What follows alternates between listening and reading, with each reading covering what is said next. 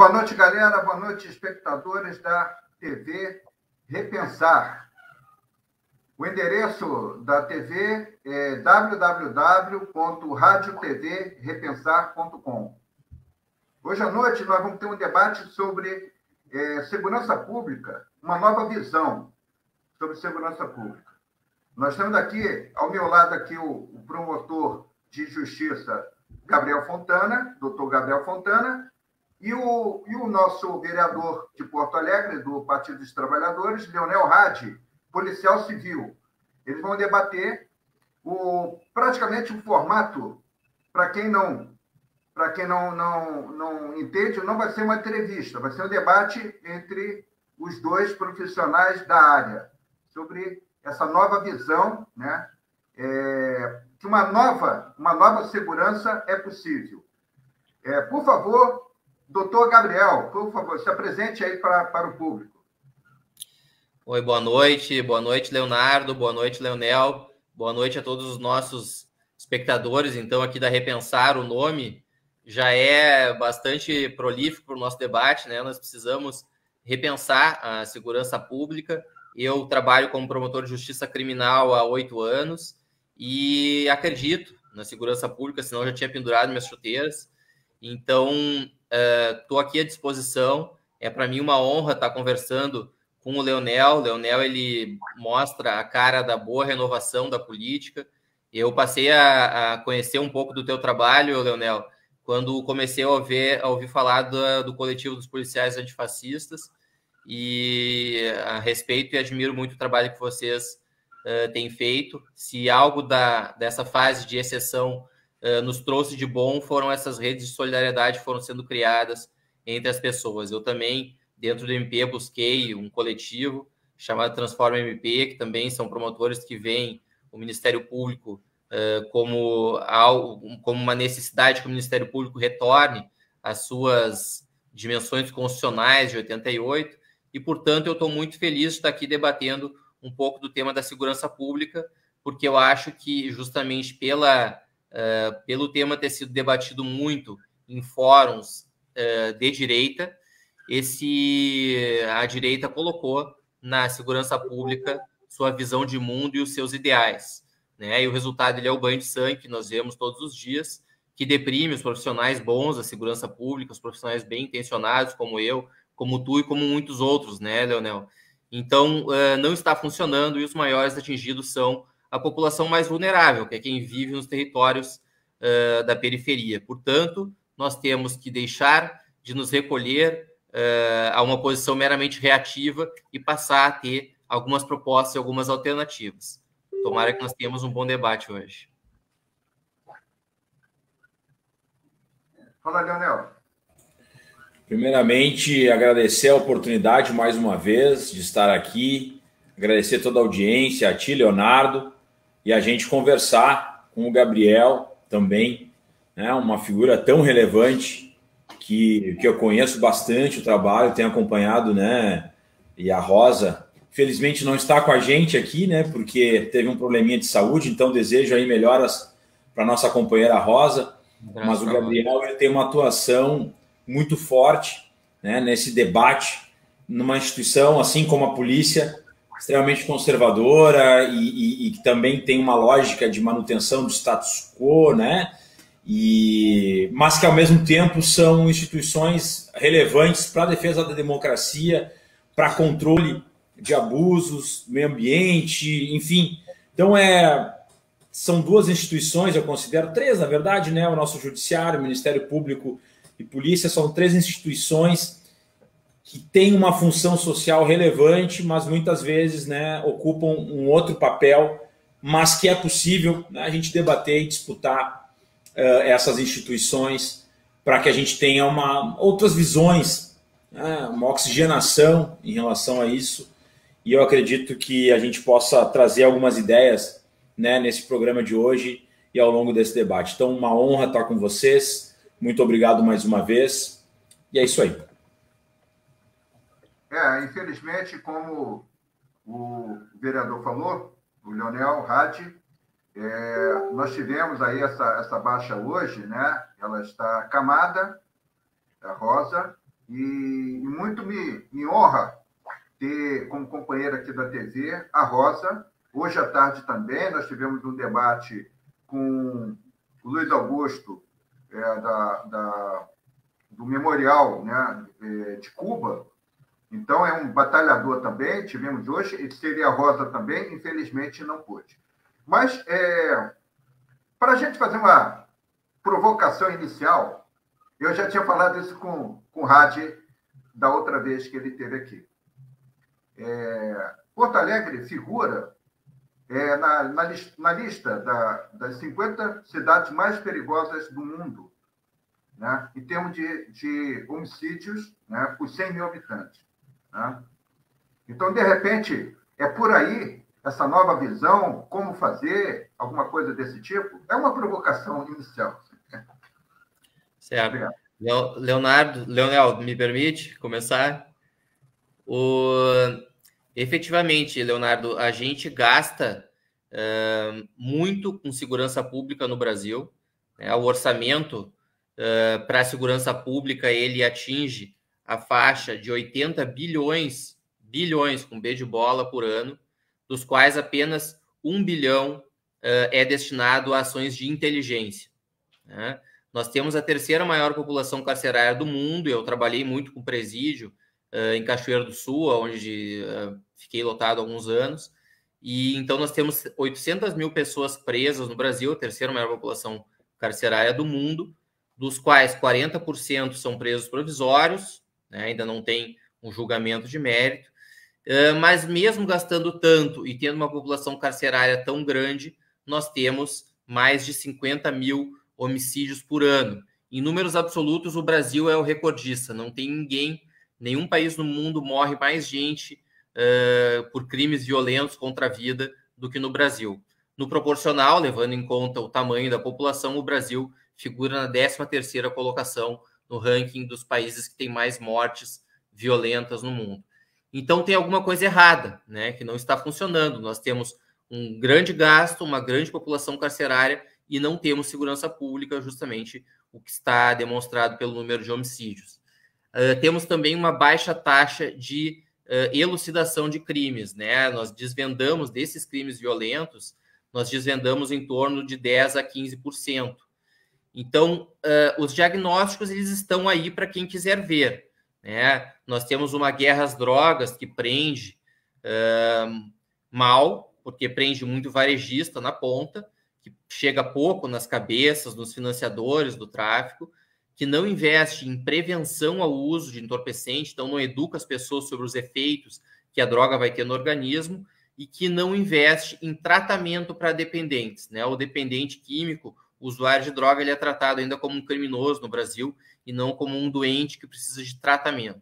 Então, essa guerra às drogas ela é uma das três coisas que mais disfuncionais do nosso sistema de segurança pública.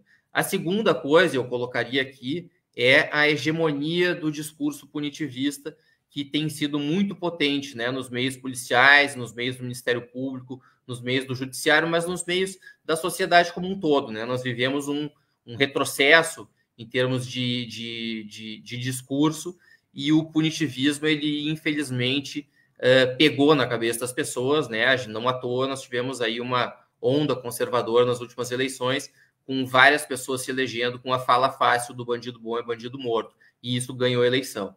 Né? Então, nós temos esse discurso punitivista que só pensa em aumentar penas, não pensa em recuperar os indivíduos, pensa que os cárceres têm que ser locais de sofrimento e não de recuperação, e isso, obviamente, não contribui para a segurança pública. E, em terceiro lugar, nós temos um modelo policial, e quem fala muito sobre isso é o Luiz Eduardo Soares, que é o único no mundo, né? Um modelo policial que uma polícia investiga, Polícia Civil, Polícia Federal, as polícias judiciárias, e outra polícia tem a função de patrulhar as ruas. Então, uma polícia só patrulha, mas não pode investigar, e outra polícia tem o poder investigativo. E esse modelo, que tem a ver com vários fenômenos que a gente não vai conseguir descer um tanto vagar, mas tem a ver com a modernização conservadora, tem a ver com um pouco dos resquícios da ditadura, da justiça de transição, mas esse modelo policial ele acaba não funcionando e ele tem que ser repensado também.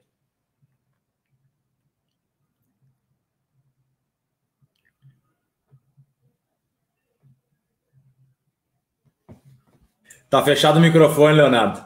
Você tem que abrir o microfone. O meu tava também.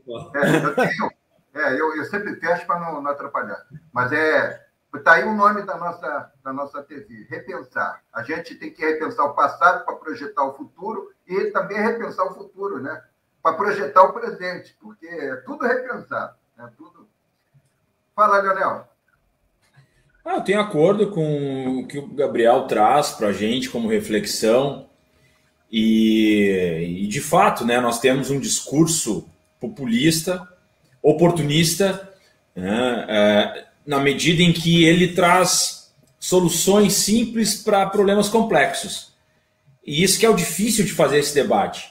Porque no momento que tu trabalha com o medo, que tu trabalha com uma situação limite, que envolve vida, envolve patrimônio, envolve violência... Quando tu tenta fazer um debate sério nessa pauta, a coisa fica difícil. Porque, por exemplo, enquanto nós, do campo democrático, eu não digo nem só de esquerda, mas pessoas que pensam segurança pública de forma mais séria, mais técnica, mais científica, vão dar multifatores para um crime e por que o crime ocorre, né? As questões multifatoriais ou como reduzir a criminalidade em alguns setores, etc., aí eles vão trazer, né, desde iluminação pública, passando por acesso à educação, e aí tu vai tentar, né, chegar naquela reflexão de como nós podemos agir como sociedade para reduzir a criminalidade e para ter, digamos, uma política criminal que tenha alguma efetividade. Enquanto a gente fica nesse debate complexo, né, a extrema-direita oportunista vem e diz o seguinte: bandido bom, bandido morto. Ele te dá uma solução aparentemente que na reflexão daquelas pessoas que foram vítimas, por exemplo, ou da sociedade que tem medo, ela olha e diz assim, pô, mas isso é óbvio, né? Se essa pessoa não tivesse viva, não estaria roubando, não estaria cometendo crimes, etc. Né? E aí a gente fica numa situação complexa, de um debate que é inviável muitas vezes. E nós temos aí programas policialescos, pinga-sangue, esses programas pinga-sangue, que passam meio-dia, que passam 6 horas da tarde, que ficam instigando essa lógica da violência, esse enaltecimento até, as pessoas não se iludam, mas o enaltecimento da prática criminosa, inclusive. Né? Sair na capa de um Diário Gaúcho, por exemplo, muitas vezes, né, tem uma música do Chico Buarque, que é o meu guri, que ele fala, né, que o objetivo daquele menino era sempre estar nas capas de jornal e ele acaba aparecendo morto, né, na história da música, mas ele consegue chegar finalmente ao estrelato, vamos dizer assim. Então a gente tem uma série de situações em que a própria sociedade, numa lógica punitivista extremada, cria, que acaba, né, na verdade, aumentando a violência e, digamos, vitimando uma população, basicamente uma população periférica, negra, jovem, né, basicamente nos homicídios, quando a gente vai pegar a prevalência, a gente vai chegar nesse grupo, né, que são as vítimas de homicídio. E como bem falou o Gabriel também, tem a relação direta com essa guerra às drogas, um sistema falido. Né? Nós não temos mais como sustentar esse discurso do proibicionismo, né? Esse discurso de que nós temos que acabar com o tráfico de drogas na base da repressão, na base do investimento em repressão. É bom que se diga. E por que a gente está falando disso? Porque isso vai ter um impacto direto sobre homicídios, vai ter um impacto direto sobre outros crimes que são financiados através do tráfico de drogas. E quando a gente tenta observar que vamos investir aqui na repressão, a repressão, é bom que todo mundo saiba que talvez menos de 1%, se eu não me engano, esse é o dado, menos de 1% das drogas que circulam no mundo são apreendidas.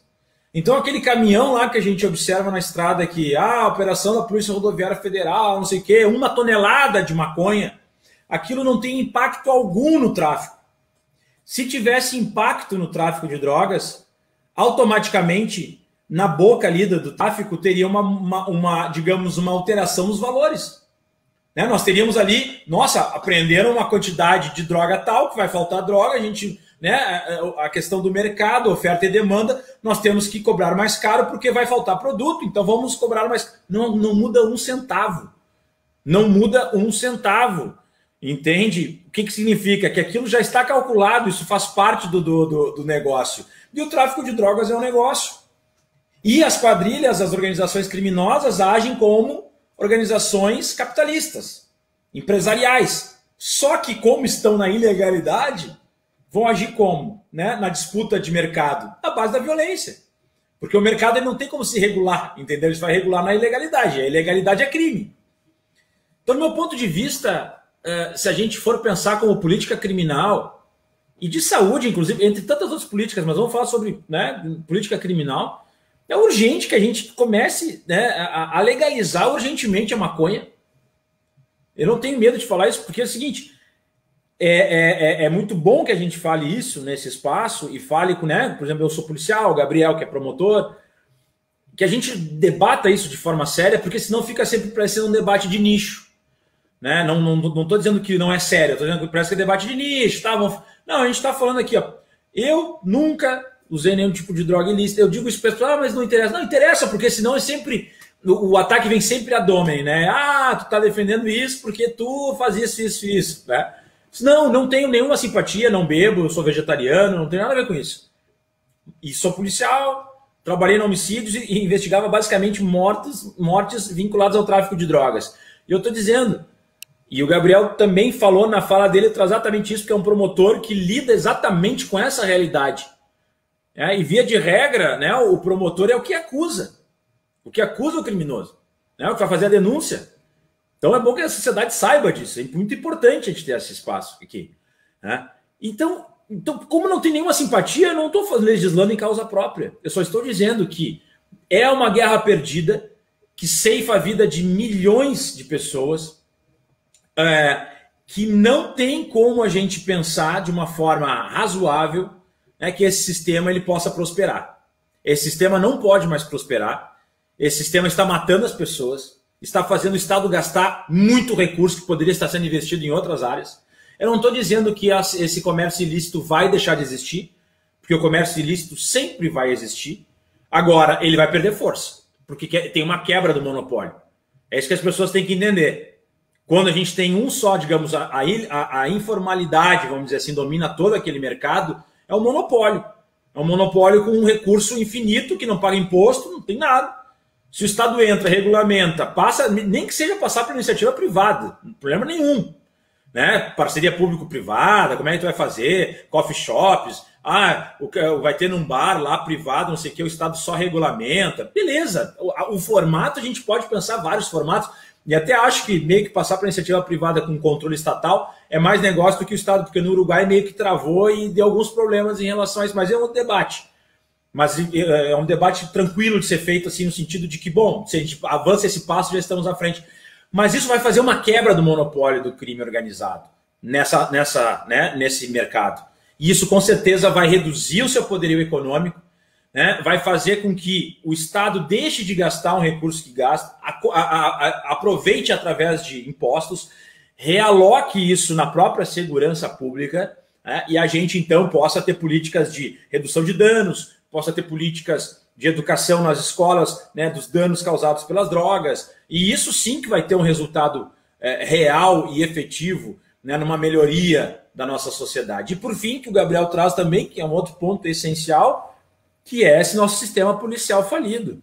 É um sistema policial que é herdado lá de 67, 68, que ele vem de uma lógica de prevalência de uma polícia militar ostensiva, que gera uma ruptura, uma fragmentação, né, em todo o ciclo da polícia, e as pessoas às vezes confundem, né, ciclo completo com carreira única, polícia única, são assuntos diferentes, mas o que eu defendo como sistema policial, né, ideal para mim, primeiro é carreira única, uma entrada só, como as polícias dos Estados Unidos, Inglaterra, França, onde tu quiser, Japão, é uma entrada só. Por quê?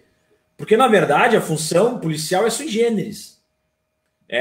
Não faz muito sentido a gente ter rupturas dentro da instituição policial, porque digamos, tu tem que ser um gestor, né? Tu tem que ter uma função lá de gestão no final, mas não duas categorias dentro de uma função policial que vai estar lidando, né? É uma situação sui generis que precisa de experiência, precisa de know-how, precisa de qualificação interna, cursos de qualificação e progressões internas, como é nos Estados Unidos, como é na Inglaterra, exato. E aqui a gente tem uma ruptura, a gente tem pessoas ali que estão fazendo funções muito similares, mas umas entram pela porta de cima, outros entram pela porta de baixo. Isso desmotiva os que estão na porta de baixo, que seriam os agentes e os praças, né? Tem uma ruptura brutal entre os delegados e oficiais. E com todo respeito, eu tenho vários que eu considero excelentes profissionais, não é isso, mas eu digo como estrutura. Muitos se acham muito mais próximos ao Ministério Público ou ao Judiciário, né? Carreiras jurídicas do que função policial, e são duas funções completamente diferentes. Né? São funções diferentes. Desculpa se alguém tinha um sonho, ser delegado, eu não acho que tem. Bom, o STF já definiu que não tem. Então, quer dizer, a gente tem essa situação que é uma ruptura que causa um dano absurdo salarial, de progressão, de desmotivação dessas categorias. A gente tem essa militarização também, que para mim, né, não faz o mínimo sentido. Polícia Militar, hoje, que é chamada Polícia Militar, deveria sim ser desmilitarizada, e não é só desmilitarizar em termos legais, mas a lógica. Isso seria muito saudável, principalmente para os próprios policiais. E, por fim, a situação do ciclo completo. A gente deveria ter ciclo completo entre cada polícia. Aí algumas pessoas vão dizer, não, mas então vamos unificar as polícias, vamos fazer uma grande polícia de ciclo completo. E eu já discordo dessa unificação das polícias. Porque, para mim, isso, a unificação das polícias geraria uma superpolícia. E eu acredito, em termos de controle social, é mais difícil. É pior ter uma superpolícia. Então, no meu ponto de vista... Diga. É impressionante, Leonel. Assim, nós estamos muito afinados. Assim, enquanto eu fui te ouvindo, eu fui aqui fazendo algumas anotações. Assim, e, primeiro, em relação à questão da carreira única, eu, inclusive, acho que isso aí também deveria acontecer em outras instituições. Né? Eu, atualmente, sou promotor de justiça, mas já trabalhei no Ministério Público como assessor de promotor de justiça, e isso com certeza faz com que a gente tenha uma outra sensibilidade para exercer depois a função de promotor. Então, eu sou a favor da carreira única, tanto nas polícias quanto no Ministério Público. Também sou a favor dessa unificação de funções, que a gente chama do ciclo completo, né? Então, até para o nosso espectador entender melhor, hoje a gente tem uma polícia militar que tem a função de ficar na rua, fazendo patrulhamento ostensivo e prender as pessoas em flagrante quando vê algum flagrante delito acontecendo. E depois nós temos uma outra polícia, que é a Polícia Civil ou a Polícia Federal, que tem a função de investigar. Então, como a Brigada Militar ela não pode investigar, mas ela é cobrada a produtividade da Brigada Militar, a produtividade da Brigada Militar vai ser prender em flagrante. Então, a gente junta com a questão da guerra às drogas falida, a Brigada Militar ela recorre à grande ferramenta que ela tem, que é a lei de drogas. Ela vai lá na periferia, joga a rede e tenta ver se ela pega algum jovem negro varejista que está vendendo droga, está cometendo um crime, mas não está no centro do crime organizado, pega esse jovem, prende e assim ela está produzindo.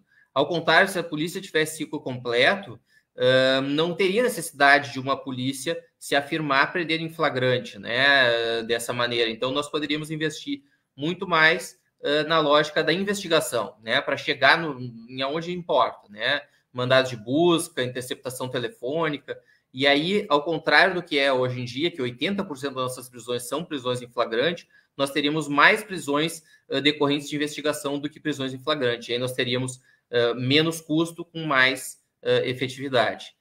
Infelizmente, prendendo desse jeito que a gente prende, a gente coloca pequenos traficantes lá dentro do presídio e, como o Estado não cumpre a LEP, né, nós não temos presídios adequados para ressocializar, devolver a pessoa com uma condição, uma perspectiva, nós estamos, infelizmente, entregando de mão beijada para o crime organizado uma juventude negra que vai ter que, ao entrar no presídio, firmar laços de lealdade, e esses laços de lealdade com as facções criminosas vão ser cobrados depois, quando eles saírem. Então, nós estamos contratando violência, né? Isso está errado, isso tem que ser repensado.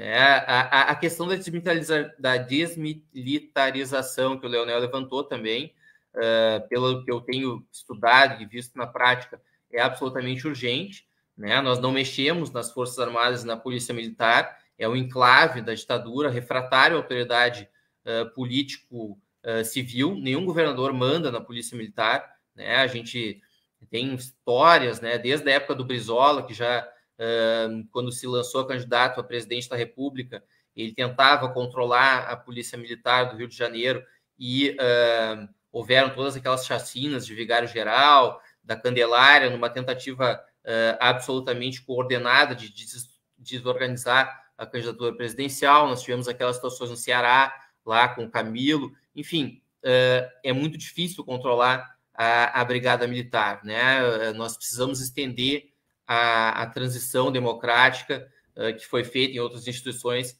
à Brigada Militar, sem dúvida, cortar o cordão umbilical dela com o Exército. E aqui a gente não faz uma crítica ao agente, né?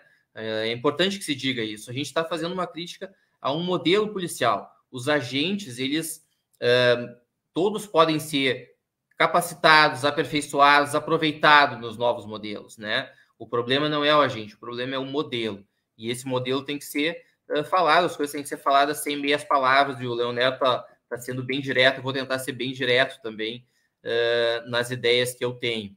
Além disso, a Brigada Militar ela é treinada para fazer guerra, né? Ela não é treinada para ser uma polícia cidadã, para chegar lá na comunidade, para interagir com o habitante, para mediar conflitos, para ter o diálogo. Eles obedecem a uma hierarquia militar, então eles têm que ir lá para cumprir a ordem, eles não têm uma autonomia que seria necessária para bem exercer a sua função. Gastamos muito com esse tipo de polícia e gastamos menos do que deveríamos com a polícia civil, com a parte da investigação. Tanto que eu disse, né, dos 80 bilhões que a gente gasta por ano em segurança pública no Brasil, apenas 1 bilhão vai para ações de inteligência, e isso, obviamente, tem que ser mudado e repensado. Eu faço o controle externo de uma delegacia em Canoas, onde eu atuo atualmente, a primeira DP, e na primeira DP nós temos 47 mil inquéritos policiais tramitando, né? São 47 mil inquéritos policiais para não mais do que 12 agentes. E isso é impossível, né? Não tem como fazer um trabalho de qualidade com esse grau de sobrecarga. Então, obviamente, e aí eu ligo com uma outra questão que eu tenho visto como muito importante, que é o governo federal comprar mais o tema da segurança pública. O governo federal ele é quem detém mais recursos para investir, né? O bolo tributário dá muito mais recursos para o governo federal do que para o governo estadual ou para o município, mas a segurança pública ela cai nos colos dos governadores. E a União acaba não abraçando esse tema. Então, vejo que teria que ter muito mais investimento federal nessa temática, não só investimento, mas também a elaboração de um plano nacional de segurança pública, que já se tentou fazer no início do governo Lula. A gente teve ali o PRONASSE, que durou ali 1 ou 2 anos, foi uma experiência bem interessante, mas que foi descontinuada. Temos também de criar, para ontem, um conselho, assim como nós temos o Conselho Nacional do Ministério Público, e esse é outro tema que depois nós podemos entrar também, o Conselho Nacional do Ministério Público, que, ao meu ver, age insuficientemente, mas pelo menos existe, né? Nós teríamos que ter um Conselho Nacional das Polícias para ter uma maior capacitação, fiscalização das atividades policiais, tudo com o objetivo de gerar polícias melhores, né? A bem da verdade é que nós esperamos, utopicamente, que vivendo numa sociedade onde o direito penal e as polícias não sejam necessárias, mas isso não está no horizonte próximo, né? Convenhamos, os dados alarmantes nos mostram que a gente não pode trabalhar com isso, até para não deixar desprotegida a população lá da ponta mais vulnerável, que é quem está mais atingida, né? Não são as elites que conseguem viver em condomínios fechados, contratar seguranças privadas, elas não são as mais atingidas. Quem está mais atingido é a população mais pobre. A bem da verdade é que, mesmo com 13 anos de governos progressistas, e isso é algo que me traz bastante reflexão, nós conseguimos distribuir renda, chegamos ao pleno emprego, mas mesmo assim os índices de criminalidade e encarceramento seguiram os mesmos, né? A gente não conseguiu reduzir, não conseguimos avançar, né, nessa temática com os governos progressistas. E na minha interpretação é justamente porque nós não entramos nesse debate.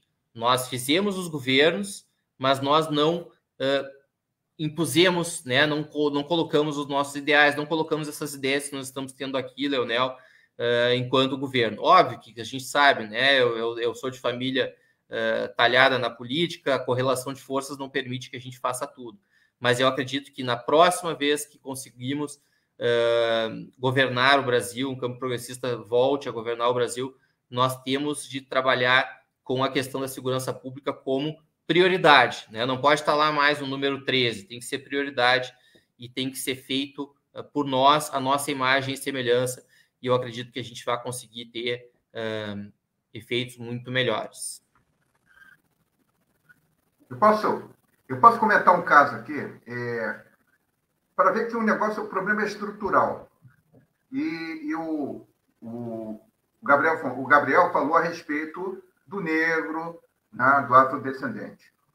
Domingo passado, eu estava no Rio, eu fui para um sítio em Minas Gerais, lá em Lima Duarte. Aí, agora eu não me lembro qual é a MG lá, não, eu acho que é a RJ 040, né, é o prolongamento dela.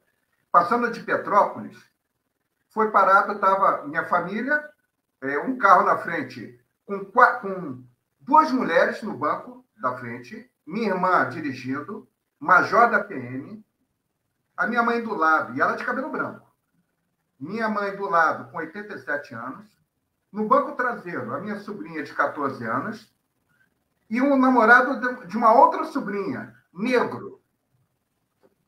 Atrás, o carro de trás, vinham 4 homens. Eu, meu irmão dirigindo, e mais 2 homens no banco traseiro. Passamos por uma barreira policial da rodoviária. Reduziu a velocidade, passou o carro da minha irmã, o policial mandou encostar. Estava devagarinho, mandou encostar. E o carro com 4 marmanjos, ele deixou passar. Por quê? Porque ele olhou pelo vidro e viu um negro no banco traseiro. Um rapaz de 17 anos, bonito, boa pinta, cabelinho todo, né, afro, legalzinho, bonitinho, mandou parar. Aí a minha irmã chegou e falou para ele, falei, pô, há muito tempo que eu não sou parado aqui. Eu sou major aqui do 38. Aí o cara falou assim, me mostra a tua funcional. Não acreditou. Tudo por causa de um negro no banco traseiro do carro. Tá? Então, e pior seria se o negro estivesse dirigindo. Então, o negócio é estrutural. A violência hoje já parte de cima para baixo numa violência contra cor. De chegar a ponto, Gabriel, você sabe muito bem daquele juiz de Santa Catarina que chegou e colocou lá você tem a cor de bandido. Você tem a cor de bandido. Isso num julgamento. Você tem cor de bandido. Pô, não dá para... Realmente é triste. Não, tem razão. O racismo estrutural ele é evidente, né? E muito... É muito fácil, é palpável demais, né? Ele é muito palpável em todos os âmbitos, em todos os níveis do nosso país, né? E esse relato aí, nitidamente... E aí, se a gente for voltar, inclusive, o que a gente estava falando sobre as drogas, é evidente que também tem um público, né, alvo em relação a isso. Inclusive, quem morre e quem é preso é o mesmo público. É o mesmo, né, vamos chamar, entre aspas, o mesmo nicho, né, que essa sociedade que tem um racismo estrutural opta, né, e não modifica a situação porque, né, ou tu coloca no presídio, ou tu mata, ou tu são os invisibilizados. E talvez por isso que a gente tenha tanta tolerância, né, sobre algumas situações do nosso país. Sabe que dentro inclusive trazendo um pouco para o tema do Ministério Público, né, que é parte atuante, né, na área criminal, na segurança pública, a gente vê a necessidade de uma democratização maior de acesso às carreiras, tanto do Ministério Público quanto do Poder Judiciário, para que elas representem melhor a nossa sociedade, a pluralidade da sociedade, né? Então, eu sou amplamente favorável à criação de cotas para ingresso na carreira, né? Tanto cotas raciais, porque hoje no Rio Grande do Sul nós somos mais de 500 promotores e eu conheço 2 ou 3 promotores negros, né? E a nossa população gaúcha ela tem um percentual de negros muito superior a isso. Então, haveria uma necessidade de uma democratização maior no acesso às carreiras.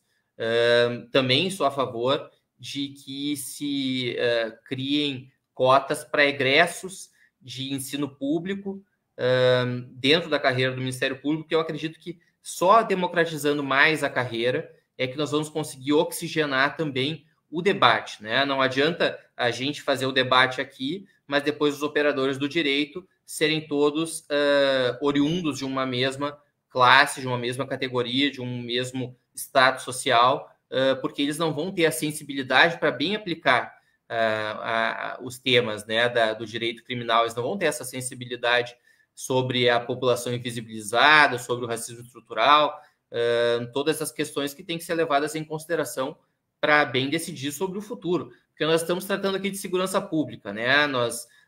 Ninguém aqui está dizendo que o caminho é o abolicionismo penal, né? Uma sociedade ela só pode se ver democrática se houver a punição adequada para os crimes que são cometidos, as violências que são cometidas de um lado em relação ao outro. Disso não há dúvida, né? Nós não estamos dizendo nada diferente. Agora, é muito importante que as punições elas sejam bem ajustadas, né, dentro do âmbito da justiça.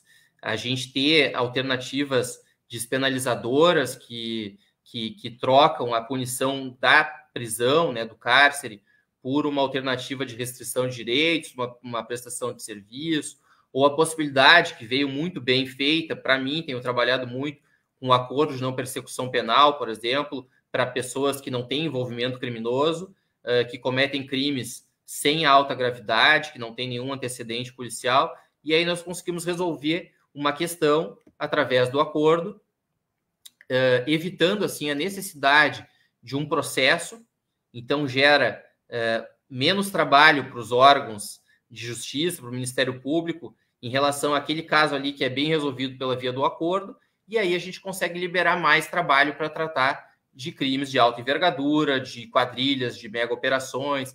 Então, trabalhar com essas punições alternativas, acordos, para casos mais leves, para liberar mais força de trabalho para casos mais graves, porque o fato é que nós estamos sobrecarregados, todos, né? Não é só lá a primeira DP de Canoas que tem 47 mil inquéritos. A minha vara também está com milhões de processos atrasados e a gente tem que tentar dar uma resposta para a sociedade, né? Uma resposta de mais segurança pública.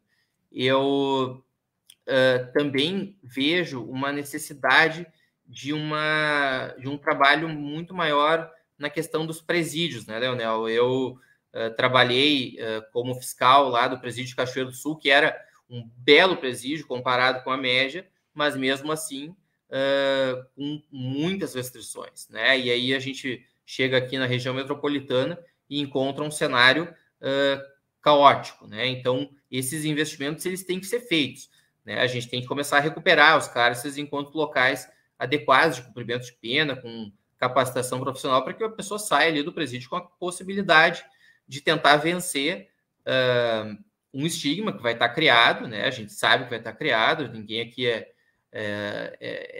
ingênuo para achar que não, e para vencer esse estigma só se ela tiver alguma ferramenta, e aí cumpre ao Estado dar essa ferramenta.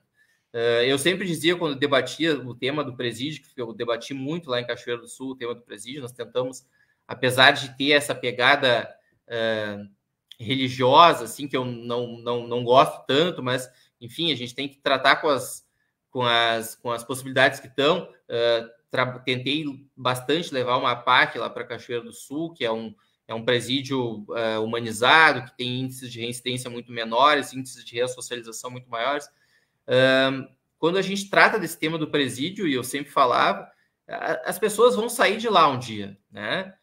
Não existe prisão perpétua e não existe prisão de morte no Brasil.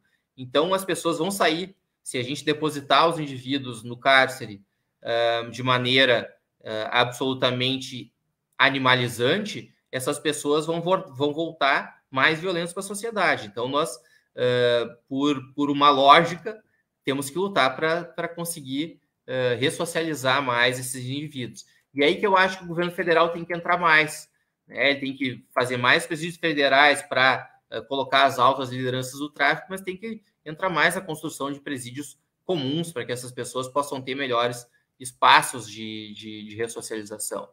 A questão, eu acabei não falando também, a questão do consumo das drogas, né? É óbvio que nós precisamos regulamentar o consumo da maconha, né? Ninguém vai legalizar o tráfico, né? Nós não estamos falando de legalizar o tráfico. A venda ilícita de entorpecente vai continuar sendo crime passível de punições pesadas. Mas o consumo, ele obviamente tem que ser regulamentado, né? Nós temos que tratar desse tema, debater esse tema com seriedade, com vagar, com cuidado, ouvindo especialistas, saindo das simplificações, estudando o direito internacional, como foi nos outros países, para tentar fazer de uma maneira bem feita. Não dá para fazer assodado. O Brasil é um país gigantesco, continental, não é um Uruguai, né? Então a gente tem que fazer bem feito. Mas nós temos que começar a debater sobre isso, porque é só a partir do debate que a gente um dia vai poder conseguir sair desse ciclo negativo que nós estamos. Leonardo. Ô, Gabriel, mas com relação ao Canadá, o Canadá, por exemplo, liberou as drogas, né, inclusive recreativas, né? E é um país gigantesco, né? É um país quase continental, né? O Canadá. Sim, o Canadá só que o Canadá ele é um país continental, mas com uma população mais esparsa, né? São 30 milhões de habitantes, se não me falha a memória. E o Brasil tem 200 e poucos milhões. Então, efetivamente, nós somos um monstro. É que nem o Leonel dizia, que a gente não pode criar uma polícia única, né, no Brasil que faça tudo, porque nós vamos criar um monstro ingovernável. Nós temos que criar essa polícia, a mesma polícia patrulha e investiga, mas regionalizada, né, com polícias metropolitanas, com subdivisões para possibilitar. E o Brasil, então, nessa questão da legalização, da regulamentação, que é um termo que eu gosto mais, né, porque tem menos preconceitos, né? O Brasil ele tem que fazer bem feito, nós temos que pensar muito antes de adotar, mas eu acho que nós devemos fazer o debate e acho que devemos adotar, só que temos que fazer esse debate, essa preparação antes, justamente porque o Brasil ele é um país gigantesco, né? São mais de 200 milhões de pessoas, e nesse sentido um debate qualificado é necessário, porque vai estar todo mundo olhando para a gente não pode errar, né? Então, a gente não pode se dar ao luxo de errar, que nem dizia o Lula quando todo mundo esperava muito dele, então ele não poderia se dar ao luxo de errar. E aqui nesse tema, a gente também, quando for para entrar, nós temos que entrar com muita gente boa, nós temos muita gente boa, né? Nós temos muitos pensadores aí do nosso campo e pensadores do outro campo também, que vão ter que ser ouvidos, nós vamos ter que fazer toda a sociedade, não vai ser só de nicho. Mas, Gabriel, por exemplo, nos Estados Unidos, nós temos Arizona, Montana, Nova Jersey, Dakota do Sul, aprovaram a comercialização e o uso recreativo da maconha, por exemplo. Além de outros estados, né? Tem outros 5 estados lá, eu não tenho listado aqui, mas que liberaram. E não é de um país como Estados Unidos. E quando a gente vê que a maconha, né? Não a maconha, vamos dizer ali o canabidiol, né? A maconha para uso medicinal, que também aqui no Brasil foi liberado pela Anvisa, em dezembro de 2019, eles fazem muita propaganda contra, mas o próprio general Vilas Boas Corrêa usa. E ele fica até envergonhado de falar isso, mas ele usa porque ele tem problema neurológico, né? Uhum.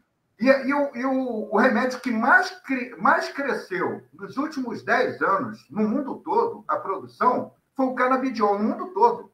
Índia, França, Itália, Alemanha, tudo comercializando. Aqui no Brasil fica essa hipocrisia, né? Não pode. Agora nós estamos com o nosso deputado federal, o Paulo Teixeira, que ele é o relator do processo para liberação do canabidiol, né? Da maconha, vamos falar mais claro, da maconha medicinal. Ele já está com o relatório pronto, ficou pronto em maio, e está para ser votado agora, né? Inclusive com regulamentação da justiça. A pessoa vai poder,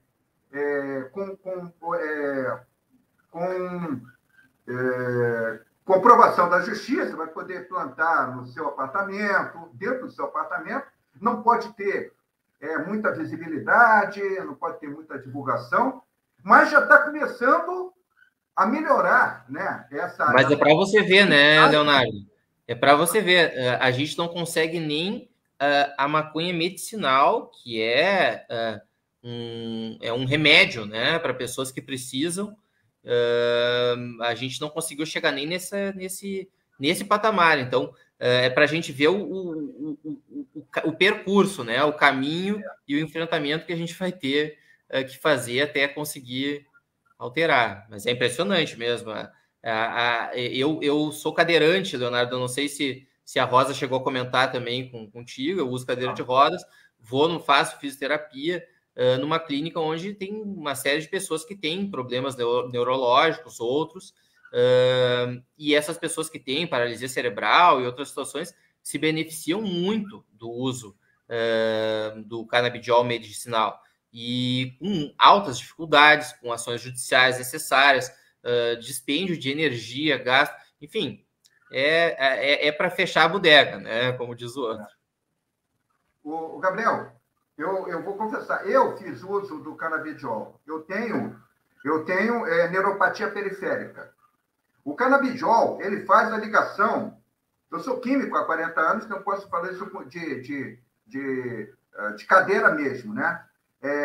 O canabidiol, ele faz a ligação entre os neurônios, a sinapse química. Então, ele religa neurônios, né? Então, paralisia cerebral, um monte de coisa, inclusive coisas mais graves. Tem mal de Parkinson, Alzheimer. Então, é benéfica. Pô, nós estamos matando pessoas se não aprovar, realmente não liberar. Ela está liberada, mas existe monopólio. Hoje, o canabidiol está com uma empresa apenas no Brasil, acho que é Santa Catarina, cobra 30 ml, 2.000 e poucos reais. É monopólio. Ele é baratíssimo. Se for comprar, por exemplo, no Uruguai, é barato. Se for comprar no Canadá, é barato. Nos Estados Unidos, é barato. Na Índia, é barato. Aqui é caro porque tem monopólio. É uma empresa apenas, né, que faz. E cobra o que quer. Por quê? Para remédio. Então, está liberado, mas tem que ter autorização do médico, é claro, né? Tem que ter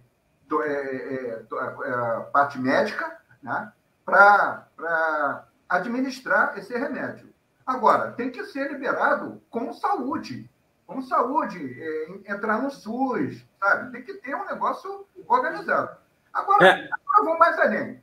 Além da liberação das drogas, que o Leonel falou, o que dizer das fronteiras, porque a gente vê aí o Novo Cangaço, por exemplo, em Minas Gerais, agora na área de Varginha, 26 suspeitos mortos, né, pela Polícia Rodoviária, que, inclusive, nem combinaram com a Polícia Civil de Minas Gerais. Foi a Polícia Rodoviária que fez.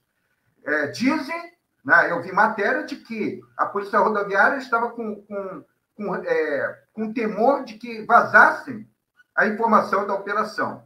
Essa foi a informação. Por isso, não divulgaram para a Polícia Civil, porque eu acho um erro. Então, são operações desencontradas. Agora, o armamento vem tudo de fora. Como fazer para brecar esses 8.000, sabe, quilômetros que nós temos aí de fronteiras, fechar essas fronteiras para evitar o armamento? O que fazer? Polícia Federal está cortado o ingresso na Polícia Federal, não tem mais concurso. Não tem concurso para lugar nenhum. Como é que a gente vai fazer para barrar essas armas? Vai continuar o cangaço, o novo cangaço, o novíssimo cangaço, vai continuar. Como fazer? Esse é um aspecto muito complexo, porque envolve uma das maiores fronteiras secas que nós temos no planeta, talvez, né? E características aí de países vizinhos que lidam com, inclusive, com produção, né, da folha de coca, enfim, o Brasil é muito complexo, por isso que, com certeza, né, o debate sobre legalização de drogas ele tem que ser um debate também global, ele não pode também estar centrado, né? Porque, por exemplo, em relação à maconha, legalizar a maconha no Brasil, tu até conseguiria dizer, olha, a gente tem estados aí que teriam um solo propício à produção, etc, etc. Mas, por exemplo, em relação à cocaína, se a gente fosse expandir, né, para todas, bom, via de regra, teria que ter ligações ali com o Peru, com a Colômbia, enfim, com países mais andinos. E aí tu legaliza aqui, mas não legaliza lá, e isso dá um problema gigantesco, né? Porque daí tu vai estar fomentando o crime organizado através de uma legalização de um país. Então são aspectos bem complexos, né, da nossa sociedade. Em relação ao armamento, no meu ponto de vista, isso tem uma relação direta nesse momento agora com o descontrole, né, inclusive dessa quase legalização absoluta, vamos dizer, regulamentação absoluta do porte de armas de fogo, que é um crime que está sendo cometido, que nós sentiremos aí os impactos disso em breve, já estamos sentindo, no meu ponto de vista, já existe um aumento de homicídios após um período de pequena redução, voltamos a crescer, né? Nunca tivemos tantas armas sendo comercializadas, e isso fomenta, inclusive, né, as armas ilegais. Essa desregulamentação que está existindo fomenta, inclusive, as armas ilegais, porque é uma questão meio lógica de oferta e demanda. Se eu tenho mais armas ofertadas de forma acessível no mercado, naturalmente, no mercado ilícito, isso se torna mais facilitado. Não aconteceu agora há poucos dias, teve aqui em Passo Fundo, se eu não me engano, foram roubadas ou furtadas, eu não sei se invadiram a loja, roubadas, mas enfim, 50 armas, inclusive fuzis, né? Escopetas, espingardas, armas de mão, armas de mão, enfim. Então, quer dizer, a gente mesmo está criando uma situação de facilitação ao acesso, ao furto, ao roubo, a inclusive desvios de cargas legais, vamos dizer assim. Então, tem essa situação da fronteira, tem uma desregulamentação local e, de fato, nós não temos interesse de controle de fronteira, no sentido de não permissão, né, de entradas de ilícitos. Porque se tivéssemos todos esses militares que estão hoje em cargos de confiança no governo Bolsonaro, no Ministério da Saúde. O que um militar tem que estar no Ministério da Saúde? No Ministério da Educação? No Ministério da Secretaria da Cultura, o que seja? São mais de 6 mil militares, 7 mil militares, alguns cálculos dão a 11 mil. 11 mil na fronteira pode não fazer muita diferença, mas já faria alguma coisa, por exemplo? Então, quer dizer, a gente não tem essa perspectiva. Nós temos um sucateamento da Polícia Rodoviária Federal, não sucateamento porque ela tem um certo investimento, mas não existe um aumento do efetivo na Polícia Rodoviária Federal, nem na Polícia Federal, nem nas Forças Armadas com esse objetivo. Né? Parece que é uma questão somente corporativista, de favorecimento pessoal das Forças Armadas principalmente, né? De uma aposentadoria, né, vantajosa, de algumas pensões aí, né, que valham a pena e a função dela, dane-se. Né? Nós não temos uma lógica nem de utilizar drones, nem de um investimento pesado em controle de fronteira. E eu não estou dizendo fechamento de fronteira, não é isso. Mas no mínimo controle. É claro que nós nunca vamos, né, eliminar completamente, porque assim, é impossível controlar totalmente a nossa fronteira. É impossível, humanamente impossível. Talvez um dia né, chegue uma tecnologia tal que tu diga, é possível. Mas, por exemplo, existem formas, né? Existem poucas estradas, né? Não são tantas estradas que saem das nossas fronteiras e chegam em grandes cidades. Né? Existe uma certa inteligência, mas para isso precisa de investimento, não é algo a curto prazo. Né? Agora, o que me preocupa mais nesse momento é essa desregulamentação do controle, inclusive desses registros de arma de fogo, rastreio de munições de arma de fogo. Isso é muito grave nesse período. E eu só quero aqui, agora que eu vou ter que sair, tem uma outra live, né? Infelizmente, porque por mim eu ficava mais uma hora conversando com o Gabriel e contigo também, Leonardo, com toda a audiência aqui, mas eu tenho uma outra live agora no Instagram. Mas o que eu quero dizer sim é que aqui em Porto Alegre nós apresentamos 3 projetos de lei que envolvem a maconha medicinal. Né? Não é só o canabidiol, as pessoas chamam de cannabis medicinal, né? Mas na verdade, né, a gente só está dando um termo gourmet para não ser tão chocante, mas é maconha, cannabis e maconha. Mas o que eu quero dizer? A gente apresentou 3 projetos de lei aqui em Porto Alegre e estamos apoiando o PL 399, que está tramitando, né, do Paulo Teixeira. E esses 3 projetos que a gente apresentou aqui, né, o primeiro é o Farmácia Viva, que as pessoas aparentemente, tá, mas que tem a ver a farmácia viva com maconha, etc. Não, porque na farmácia viva tu planta, né, chás, medicamentos que podem ser plantados, né, e tem acesso pelo SUS. Então esse é um projeto, né, criar a farmácia viva. Inclusive a gente está destinando recursos da emenda impositiva para a constituição aqui em Porto Alegre da primeira farmácia viva. Vamos ver se dá certo, né? É uma pressão que a gente está fazendo em relação à prefeitura. O segundo projeto é a distribuição da maconha medicinal, porque não é só o canabidiol, né? Tem o THC também e alguns misturados, dependendo da situação de saúde, né? Necessita. Então, nós também estamos com um projeto que o SUS, né? O município deve, através do SUS, fornecer. E em terceiro, a gente está incentivando pesquisas no campo da maconha também. Então, fazendo, né, questões de fomento aí junto à prefeitura, que é o que está ao nosso, né, nosso alcance aqui para articular nesse debate que é tão importante. Inclusive, né, eu faço parte agora de uma associação canábica aí, que é a Semears, que está sendo, digamos, constituída, né, foi fomentado pelo nosso mandato, mas o nosso mandato é só um fomentador, digamos, é um vetor jurídico e tal para ser, e aí estão ali diversas famílias que têm que fazer o uso, né, seja para os filhos, seja para si próprias, pessoas com Alzheimer, Parkinson, etc., estão participando. E a Liane, né, que é uma militante muito conhecida ali de Canoas, que a filha dela, né, tomava, sei lá, dezenas de medicamentos, era uma criança completamente desacreditada, né, com questões graves de convulsões, né, ela através do uso. E ela tem autorização, habeas corpus, para o plantio, que eu acho que isso é importante. A gente tem que defender, sim, que tem acesso facilitado, porque uma medicação que o óleo ali a gente extrai por R$60, às vezes, ou até menos, né? No mercado custa R$2.500, R$2.600. Então, no meu ponto de vista, a curto prazo, a nossa disputa não vai ser se a maconha vai ser legalizada ou não. Vai ser mais ou menos assim, quem tem o monopólio ou não o monopólio da produção, né? E aí as multinacionais agindo nesse sentido, né? Principalmente essas multinacionais de medicamentos, né? Então a gente tem que já prever isso que já está acontecendo, né? Já está acontecendo.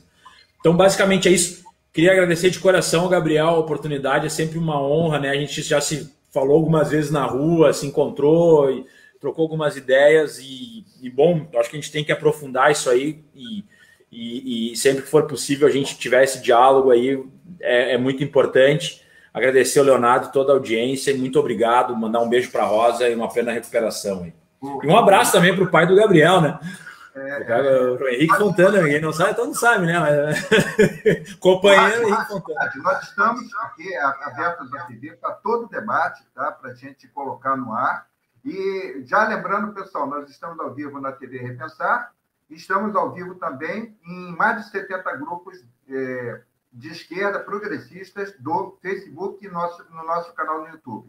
Gabriel, por favor, suas considerações finais, também já deixando aberto para qualquer tipo de debate, lembrando que amanhã é Fora Bolsonaro, nós vamos transmitir ao vivo das 9 horas da manhã até as 18 horas, estaremos aqui ao vivo na TV e também no Facebook e no YouTube, direto também. Suas considerações, Gabriel, por favor. Certo. Obrigado, Leonardo. Para mim também foi uma honra. Valeu, Leonel. Até o próximo encontro. Foi uma honra ter participado do programa. Também quero ficar sempre à disposição para dialogar, debater sobre outros temas e outras situações.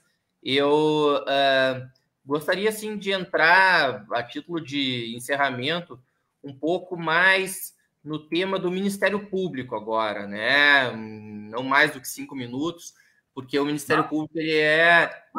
Tranquilo. O Ministério Público... eu ainda tenho mais 5 minutos antes de entrar na minha próxima, a minha depois que o Leonel, mas eu gostaria de entrar um pouco no Ministério Público, né? Porque é a minha instituição, é a minha casa, é o local onde eu sempre quis trabalhar e onde atualmente trabalho, onde eu encontro muitos colegas muito vocacionados e que querem fazer o certo, né? Só que a gente acabou passando, infelizmente, por um processo complexo, né, para dizer pouco, que o Ministério Público ficou, infelizmente, muito confundido com os procuradores da República da Lava Jato de Curitiba, né? E isso foi bastante nefasto para a nossa instituição, na medida em que aquilo ali não representa, de forma alguma, a imensa maioria dos colegas valorosos que eu tenho. Então, aproveitar que nós estamos aqui também no ambiente de uma série de grupos, né, e as pessoas estão nos assistindo, para dizer de dentro lá, né, de cadeirinha, o que eu vejo lá dentro da instituição, e eu posso dar certeza para vocês que basta que os ventos da sociedade voltem a ser mais progressistas, que a instituição do Ministério Público também vai, aos poucos, mostrar novamente a sua cara progressista, a sua real vocação, que foi pensada pelo Constituinte de 88. Eu não pude deixar de me chocar quando houve todo esse debate. Até o Paulo Teixeira fez projeto de lei para tentar melhorar o controle do Conselho Nacional do Ministério Público sobre atos abusivos, ilegais praticados por promotores, e houve uma reação corporativa muito potente, tentando taxar a iniciativa de alteração na composição do Conselho Nacional do Ministério Público como uma iniciativa de corruptos que queriam lutar contra a instituição que os colocaria na cadeia, né? E isso foi absolutamente absurdo, ainda mais porque, olhando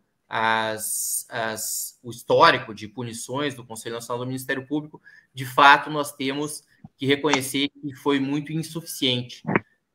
Somente 22 promotores ou procuradores de justiça foram punidos com pena de demissão em mais de 16 anos da existência do Conselho Nacional do MP.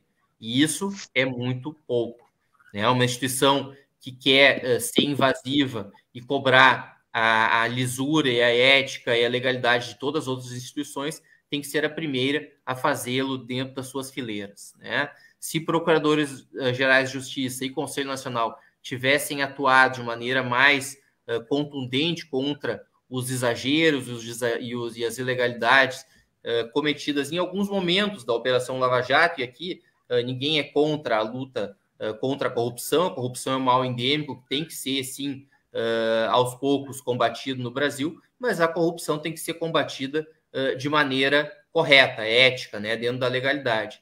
E o Conselho, infelizmente, foi insuficiente ao deixar de combater o messianismo, a espetacularização do processo penal e algumas ilegalidades acontecidas na Lava Jato. Obviamente, a gente sabe que as conversas hackeadas que serviram para restituir o estado regular de inocência do ex-presidente Lula, essas conversas hackeadas elas não podem servir para punir os procuradores da Lava Jato pelo que eles falaram naqueles grupos. Justamente porque a gente sabe que, e aqui trazendo um pouco de um conceito jurídico, né, a prova ilícita ela nunca pode servir para condenar ninguém. E isso é uma garantia da legislação brasileira que tem que valer, inclusive, para os procuradores da Lava Jato. Eles não podem ser punidos por aqueles conteúdos podem servir para restituir direitos de outras pessoas. Mas eles podem e deveriam ter sido punidos por outras questões que não foram levadas adiante, né? Nós tivemos aqueles outdoors, nós tivemos agora a informação de mais de 2,5 milhões em diárias para 5 procuradores de justiça, que é absolutamente imoral, né? Eu não vejo... E esses procuradores não representam o Ministério Público, Isso tem que ser dito, né? Procuradores que queriam gerir fundos bilionários, que escreveram delações, que escolheram linhas de investigação, não querem investigar tal grupo, querem investigar o outro. Esses procuradores não representam o Ministério Público. Pode falar, Leonardo, desculpa. Gabriel, o que você... qual a sua visão sobre procuradores, principalmente procuradores, mas juízes também, entrarem para a política? Primeiro, ele elabora, claro, é óbvio, todo mundo sabe que eu estou falando do Deltan Dallagnol, né, do Moro, que tomaram uma atitude contra, no caso aí, o presidente Lula, né, para impedi-lo, foram beneficiados, agora são candidatos. O que você acha? Qual a sua visão como promotor de justiça? A minha visão é que o Ministério Público... Uma quarentena? Isso, o Ministério Público e o Judiciário, eles têm funções de destaque em qualquer sociedade onde eles vivem. Então, o promotor de justiça, ele ganha uma notoriedade, adquire uma reputação por causa do cargo que ele ocupa, por causa do concurso público que ele fez. E se ele quer seguir a carreira da política, problema nenhum, né? A dimensão política, ela é uma dimensão natural do ser humano e ela tem que ser respeitada. Mas ele tem que, sim, cumprir uma quarentena, que, ao meu ver, tem que ser uma quarentena de pelo menos 5 anos para poder ingressar na política, né? Porque senão a gente vai começar a ter muita gente fazendo trampolim, né? Eu uso o meu cargo de promotor de justiça para adquirir uma notoriedade, para depois almejar uma eleição. Eu não sou a favor disso. Acho que essa situação vivenciada com o Moro e com o Dallagnol, elas justamente têm que nos levar a debater o tema da quarentena, porque daí a pessoa vai, bom, quero deixar de ser promotor de justiça, me demito, me aposento, não sei, e aí passa-se um tempo, e agora quero entrar na política, bom, agora eu quero entrar na política e entro. Isso não veria problema. Eu também não vejo, sabe, aqui, de uma maneira bem clara, eu não vejo problema quando eu vejo a Tameia Danelon, por exemplo, que era uma das procuradoras da República, da Lava Jato de Curitiba, eu não vejo problema quando ela vai na CNN lá fazer comentários. Eu não vejo problema quando eu vejo uma juíza com uma camiseta do Bolsonaro numa rede social privada. Eu acredito que a vida privada da pessoa é dela, né? Ela pode ter a sua composição, seu pensamento. O que não pode acontecer é o agente público esconder uma preferência política e agir politicamente dentro do processo, com as garantias do cargo, usando as ferramentas do cargo.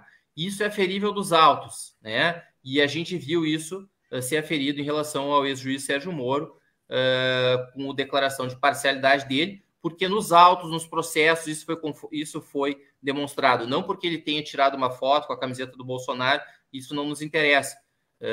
Então, veja, né? Um cara como o ex-juiz Sérgio Moro, que para todos os efeitos parecia ser imparcial, agiu política e parcialmente dentro de um processo. Isso é o errado, né? E, por sorte, o Supremo Tribunal Federal fez justiça e declarou essa parcialidade. Aí nós temos o nosso companheiro Charles aí, o jornalista Charles. Charles, sua pergunta? Você levantou a mão? A pergunta eu não posso deixar passar. Eu queria saber do Gabriel o que ele acha da função do TRF4 nesse golpe, nessa coisa toda aí. O que me parece, Charles, é que o TRF4, ele... primeiro, o TRF4, ele tinha a prerrogativa de ter declarado a suspeição do ex-juiz Sérgio Moro lá no início do processo, né? Essa foi arguída pela defesa do ex-presidente Lula, a suspeição do ex-juiz Sérgio Moro, e o TRF4 lá no início, quando a Lava Jato estava nas fases iniciais, o TRF4 não declarou a suspeição, deixou-se criar o monstro, porque poderia ter podado naquele momento, né? Na verdade, ninguém mais, toda a sociedade brasileira gostaria que o ex-juiz, que o ex-presidente Lula tivesse sido julgado por um juiz imparcial, que viesse a dizer, analisar o processo, analisar as provas e julgar. Todo mundo gostaria que isso tivesse acontecido. E o TRF4 poderia ter garantido isso ao declarar a suspeição do Moro lá no início e encaminhar para um juiz isento, não partidarizado. Mas não o fez. Aí se criou um monstro. E aí, depois da condenação e de toda a exploração midiática que isso gerou, o TRF4, os 3 juízes ali, os desembargadores, não tiveram nem força para tentar para poder reverter a condenação, digamos assim. Eles estavam condenados a condenar, para usar uma frase que já foi muito usada, né? Se criou foi tão grande a exposição desse processo que quando chegou na mão deles, eles simplesmente lavaram as mãos e deixaram passar. E aí... Chegar a dobrar a pena do Lula, sem ler os processos. Foi onde foi. Não, era curioso, Charles, que teve um dos juízes que analisou as não sei quantas, 20 e poucas mil folhas do processo em 5 horas. Foi o tempo que ele demorou para publicar. Então, Mas, mais não precisa dizer. Não, ainda tem coisa que é realmente estranha. Estranha é o nosso português. Eu sei ler. Eu não sou jurista. Agora eu fui ler, né, lá nos embargos de declaração, o Moro colocou simplesmente o seguinte, não sei exatamente, mas foi assim, ó, este juízo jamais afirmou que o ex-presidente Luiz Inácio Lula da Silva tenha recebido vantagens indevidas. Espera lá. Ele jamais afirmou, ele falou isso por 2 vezes, eu sei ler, eu sei interpretar texto. Se os juízes do TRF4 não sabem ler, então, mano, volta para o banco de escola. Porque o Moro disse o seguinte, não tem nada contra o Lula. Eu nunca disse, segundo ele, eu nunca disse que o Lula recebeu vantagens indevidas da OAS. Pera lá. Mas ele foi preso por isso. Quer Exatamente. Dizer, é um negócio tão ridículo, que qualquer aluno de primário sabe ler aquela frase. Leonardo, a gente nós poderíamos ficar horas e horas falando sobre o conjunto de absurdos assim que a gente viu. Eu, por formação pessoal e profissional, eu tive o cuidado de ouvir depoimentos, de ler iniciais, de ler sentenças. Então, eu consegui também não só beber na fonte de outras pessoas, mas eu consegui ouvir, né? Me dediquei a estudar os processos e a gente poderia conversar muito, muito sobre isso.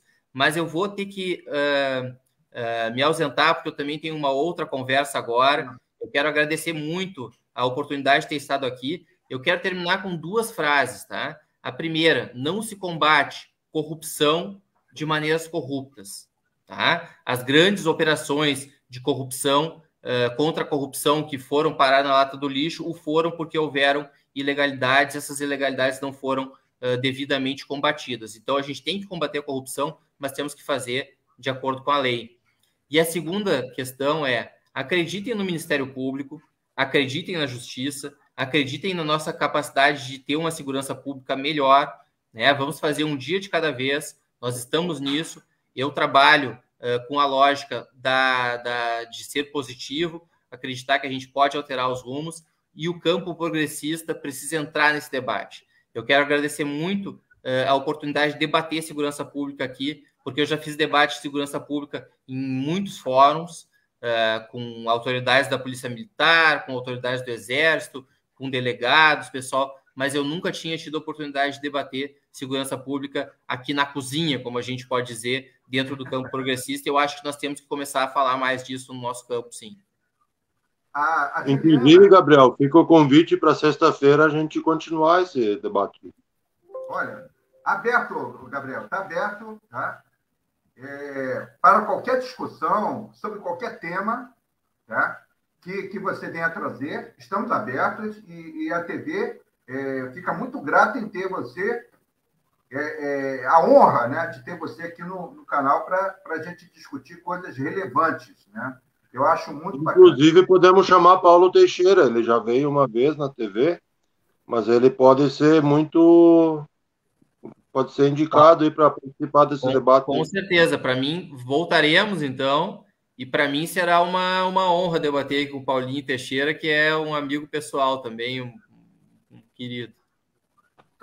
Tá aí, ó, a Juliana postou aí, ó. Este juízo jamais afirmou na sentença, em lugar algum, que os valores obtidos pela construtora OAS nos contratos com a Petrobras foram utilizados para pagamento de vantagem. Ué, Lula foi preso por quê? Realmente. É complicado. Então não houve corrupção.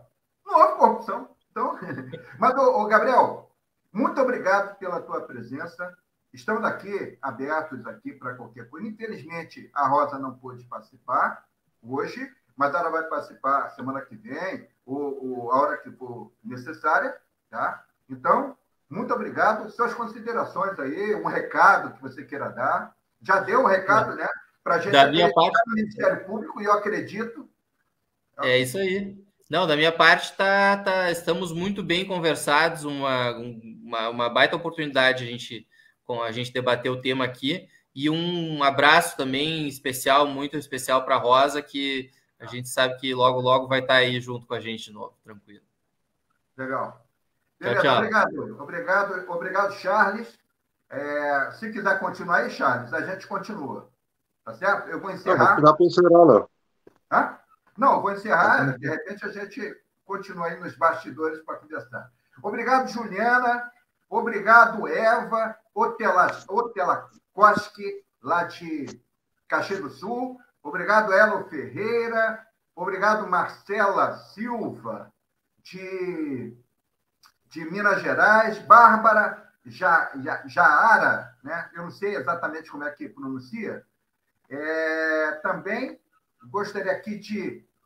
a Tânia Schwab também, da Serra Gaúcha, a Silvia Figueroa, a doutora Silvia Figueroa, advogada, a Marli Bortoloso, Simone Cury, e vários outros que nos acompanharam em vários outros grupos, né, do Facebook e também do YouTube, né? Muito obrigado pela presença, tá? Encerrando a transmissão, continuem na TV Repensar. Amanhã, a partir das 9 horas da manhã, Léo. Não. Amanhã, inclusive, um recado. Amanhã nós temos Isabel. A historiadora Isabel dos Santos, de Osório, do Rio Grande do Sul. Ela vai falar sobre o surgimento do 20 de novembro, dia de Zumbi dos Palmares, que também existe aqui há mais de 20 anos, né? Foi implantado aqui no Rio Grande do Sul por lei, né? Começou em Porto Alegre, né? Hoje é em todo o estado, feriado, né? No estado do Rio Grande do Sul. E também no Rio de Janeiro, que foi o primeiro estado a implantar aí o feriado, né? Segundo a própria historiadora comentou, aqui em uma transmissão passada, ela comentou que começou no Rio de Janeiro e aqui no Rio Grande do Sul também. E ela vai fazer amanhã um relato, né, sobre isso, durante a manifestação do Fora Bolsonaro, que estaremos aqui, e também no YouTube e no Facebook. Então, contamos com a presença de todos. Lembrando que vocês podem baixar o aplicativo no celular, na Play Store, ou então no Google Play. Rádio TV Repensar. Se colocar tudo junto, fica melhor. Rádio TV Repensar sem espaço. Fica show para encontrar, né? É leve, prático, você vai ficar com a TV Repensar e a rádio Repensar 24 horas por dia. Tem música lá na rádio, né? Pode colocar sua rádio lá, legal para você poder escutar, com uma seleção exclusiva aqui do nosso companheiro da TV e da rádio, o Pedro Pail, né? E também, na TV, tem todas as entrevistas que a gente faz, né, com as personalidades, né, do campo progressista, e também outros relatos, né? Nós temos relato do Lula, né, e transmissões também ao vivo, tudo por ali. Tem todas as redes sociais, podem mandar um recado ali pelo nosso WhatsApp 51, código de área, 99427 5775. Tá bom? Então, Charles, quer deixar algum recado, Charles? A partir das 10h30 da manhã, nós já vamos transmitir Caxias do Sul. O protesto começa em Caxias do Sul às 10h30. E a Bahia também começa às 10h30 da manhã. Então, nós vamos ter um dia lotado amanhã, né? Vai ser um dos maiores protestos de toda a história do Brasil, entendeu? Lembrando que essa semana, nós estamos na Semana da Consciência Negra. Amanhã é feriado, né? Zumbi dos Palmares. Deveria ser feriado nacional, mas, inclusive, o feriado nacional, até a Justiça retirou o feriado nacional, que ia ser feriado nacional, Zumbi dos Palmares, né? Então, tá certo. Charles, um abraço, Charles. Terminando aqui, galera, até amanhã. Não, até daqui a pouco, né? A gente tá no ar sempre, né? Na Rádio TV Repensar. Valeu! Valeu, um abraço, Léo.